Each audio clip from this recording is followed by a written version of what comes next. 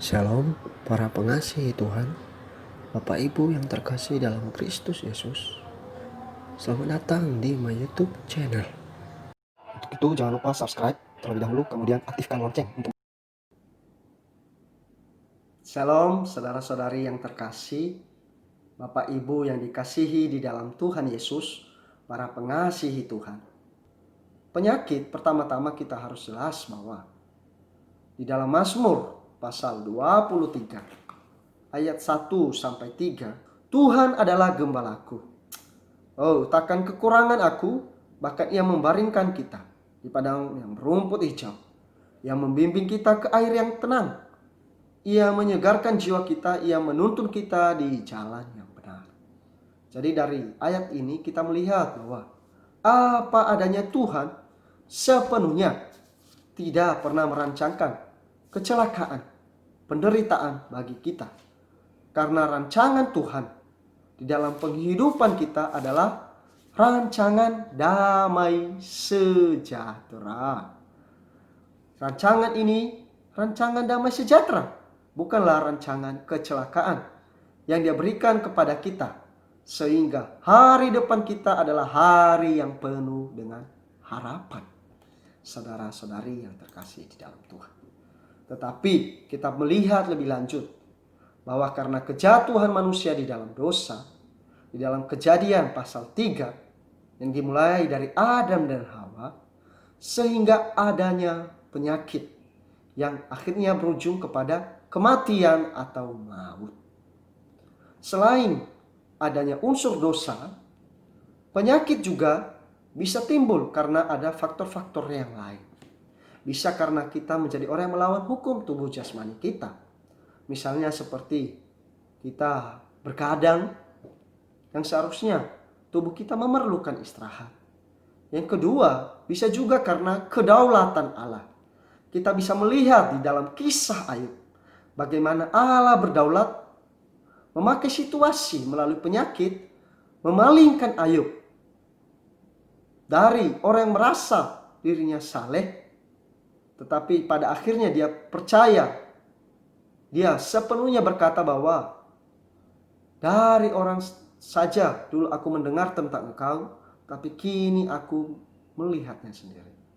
Segala sesuatu itu juga adalah di bawah kedaulatan Allah untuk memalingkan kita bahwa apa adanya perbuatan kita, kesalehan kita tidak sanggup menyelamatkan kita, tetapi sepenuhnya untuk membawa kita percaya kepada Allah. Lebih banyak lagi menyembah Dia, lebih banyak lagi bersandar Dia. Karena segala sesuatu yang Tuhan rancangkan adalah untuk mendatangkan kebaikan bagi kita yang mengasihi Dia. Di sisi yang lain juga kita melihat bahwa selain daripada melawan hukum tubuh jasmani, juga di bawah kedaulatan Allah, di sisi yang lain juga karena adanya serangan musuh Allah yang adalah iblis, yang mau membinasakan tubuh jasmani kita. Dan di sisi yang keempat karena adanya wabah seperti yang kita alami saat ini. Untuk itu kiranya hari demi hari kita perlu memiliki pemahaman yang tepat berkaitan dengan penyakit ini. Tidak lain tadi karena adanya unsur dosa. Selain itu kita melawan hukum tubuh jasmani, juga ada karena kedaulatan Allah, kemudian karena serangan musuh, dan tidak lain karena wabah yang sedang melanda.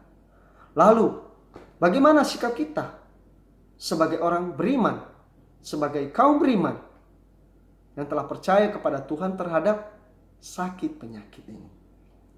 Pada kesempatan ini yang pertama-tama kita harus menemukan penyebab. Apa yang menyebabkan kita mengalami penyakit yang sedemikian? Disadari apakah kita telah menjadi orang yang mengingkari Tuhan, kita menjadi orang yang telah berdosa, kita merugikan orang lain, ataukah melanggar hukum alam, melanggar hukum tubuh jasmani kita. Dari berbagai perkara ini kita renungkan, kita temukan, maka baru bisa kita menemukan solusi yang tepat. Yang kedua, saudara-saudari yang terkasih di dalam Tuhan, ketika kita sudah menemukan penyebabnya, maka kita harus membereskannya. Apabila itu berkaitan dengan sesuatu hal yang berhubungan dengan Tuhan, kita wajib membereskannya di hadapan Tuhan. Karena segala sesuatu tadi bahwa kita perlu yakin, kita harus membereskan segala masalah kita di hadapan Allah. Setelah kita membereskan segala sesuatu masalah kita di hadapan Allah, ada unsur damai sejahtera. Barulah kita membereskan masalah yang kedua di dalam tubuh kita. Dengan demikian, baru kita nampak Tuhan pasti memberi penyelesaian yang tepat kepada kita di dalam waktu yang sangat singkat. Karena Tuhan kita adalah penyembuh yang sejati. Dialah dokter di atas segala dokter, tabib di atas tabib. Maka terbaik-baik yang pertama-tama kita harus membereskan masalah kita di hadapan Tuhan. Yang ketiga, sikap kita adalah perlu menengadah kepada Allah Sang Penyembuh ini. Kita harus menyadari bahwa kesembuhan selalu ada di tangan Allah.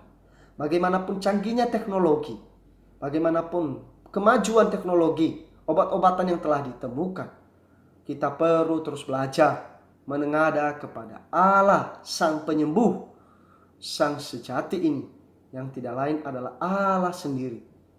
Di dalam Dia kita bisa melihat bahwa Dia adalah Tuhan yang menyembuhkan kita. Kemudian yang keempat, tidak lain juga adalah kita perlu setiap hari berdoa kepada Tuhan. Memohon Tuhan agar menjauhkan kita dari segala pencobaan. Melepaskan kita daripada yang jahat, termasuk dari sakit penyakit. Saudara-saudari, karena hanya Tuhanlah yang mampu menjauhkan kita dari segala sakit penyakit, dari segala kecelakaan rawan, mara bahaya.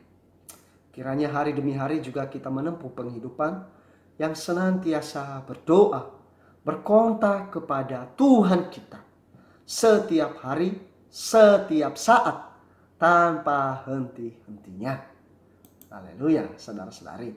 Selain kita menjadi orang yang juga memiliki penghidupan yang berdoa, kita juga perlu menjadi orang yang tidak sembarangan.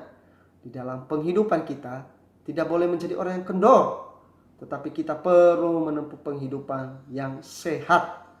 Perlu menempuh penghidupan yang berhikmat. Bagaimana mengatur penghidupan kita, mengatur makanan kita, kebersihan kita, juga pola tidur kita. Karena kita telah dikasih hikmat oleh Allah. Kita tidak boleh menjadi orang yang sembarangan mencobai anugerah Allah. Maka kita juga akan menjadi orang yang salah, orang yang bersembarangan. Saudara-saudari, di aspek selain menjadi orang yang berhikmat, di dalam setiap hal kita perlu juga sadar bahwa ada satu makna, ada satu pembelajaran rohani yang Tuhan mau ajarkan kepada diri kita sendiri. Untuk itu kita perlu memetik, mengambil hikmat, mengambil manfaat, makna dari setiap kejadian yang menimpa, dari setiap kondisi yang kita alami, dari setiap sakit penyakit kita. Sehingga melalui hal itu ketika kita memperoleh pelajaran rohani, Allah dapat mencapai tujuannya di atas diri kita. Sehingga segala sesuatu sakit penyakit kita akan segera berlalu.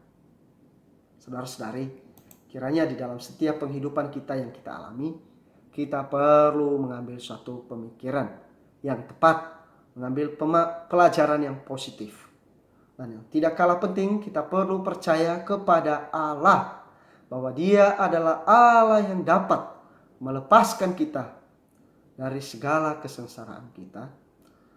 Di dalam Markus pasal 9 ayat 21 sampai 23, kita bisa melihat di sana bahwa bagaimana Allah kita Allah yang dapat.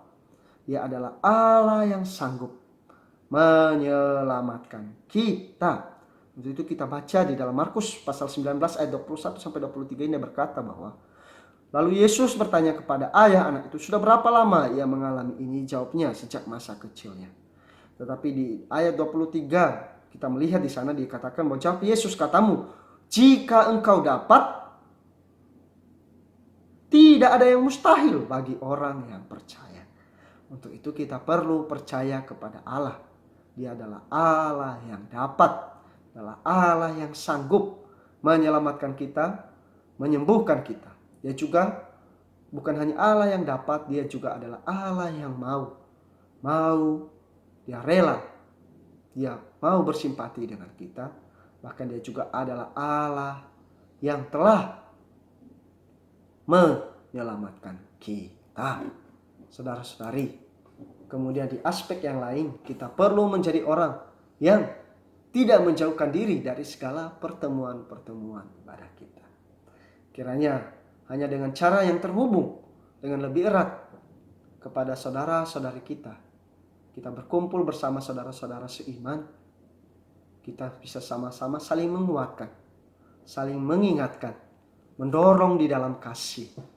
Kita perlu setiap hari berkumpul bersama, menikmati Tuhan. Setiap hari juga senantiasa secara bersama-sama mempersaksikan Tuhan. Kiranya saudara-saudari, saya di sini bukan untuk mengajar kita, bukan untuk memberitahu kita, bukan untuk mengajari Bapak Ibu, saudara-saudara yang terkasih di dalam Tuhan, para pengasihi Tuhan. Tetapi saya di sini juga adalah menjadi orang yang belajar mempersaksikan, belajar meng-sharingkan apa yang menjadi kenikmatan saya terhadap perkataan Tuhan. Kiranya kita bisa menjadi, setiap orang menjadi pelaku-pelaku firman. Melalui kita belajar membagikan kenikmatan kita terhadap Tuhan, baik dari hasil kenikmatan kita ataupun kita membagikan video ini kepada orang-orang di sekitar kita, kepada keluarga kita, sehingga makin hari banyak orang diberkati.